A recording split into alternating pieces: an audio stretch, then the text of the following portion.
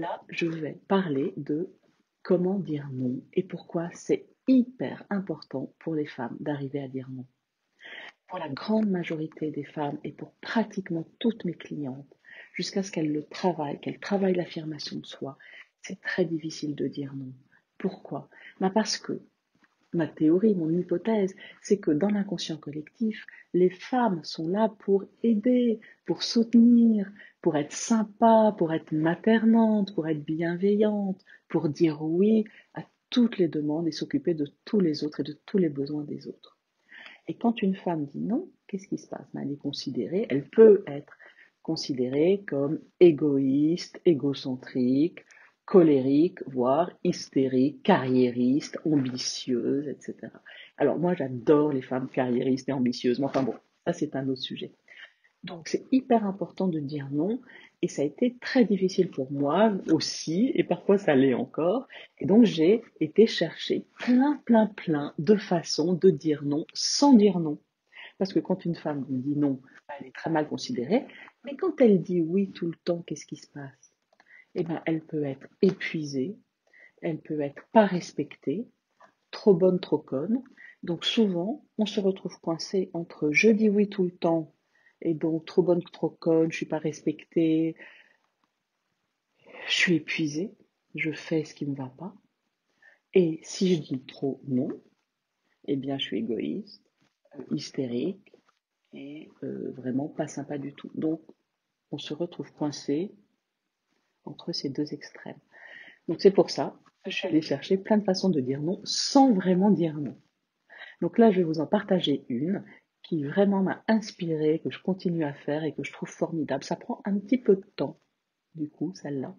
C'est important quand vous voulez garder la relation avec la personne qui vous demande quelque chose. Donc je pense à Karine. Karine était consultante. Elle travaillait chez un client, donc dans l'équipe de son client, même si elle ne faisait pas exactement partie de l'entreprise. Et là, sa cliente, la chef cliente, lui demande un jour, en urgence, d'aller à Nice le lendemain matin pour une réunion qui démarrait à 9 heures. Et Karine, elle a dit, bah oui, bien sûr. Alors, ça a été la cerise sur le gâteau. Après, elle était limite burn-out. Heureusement, elle est venue en coaching. Et en décortiquant cette situation, elle a pu comprendre que quand elle disait oui tout le temps, quelle image elle renvoyait à sa cliente, à ses clients? Eh bien, l'image de quelqu'un qui était disponible, qui n'avait pas trop de travail, alors qu'en fait, elle était débordée et épuisée, que ça ne l'arrangeait pas du tout d'aller à Nice le lendemain.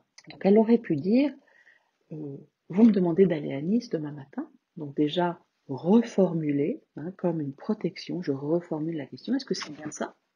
Ah bah oui, c'est tout à fait ça, il y a une réunion importante à 9 heures. Bon, alors je suis partagée. D'un côté, j'ai envie de dire oui, vous êtes ma cliente, j'ai envie d'aller dans votre sens, et évidemment j'ai envie de vous aider, de vous soutenir dans votre travail, je suis là pour ça.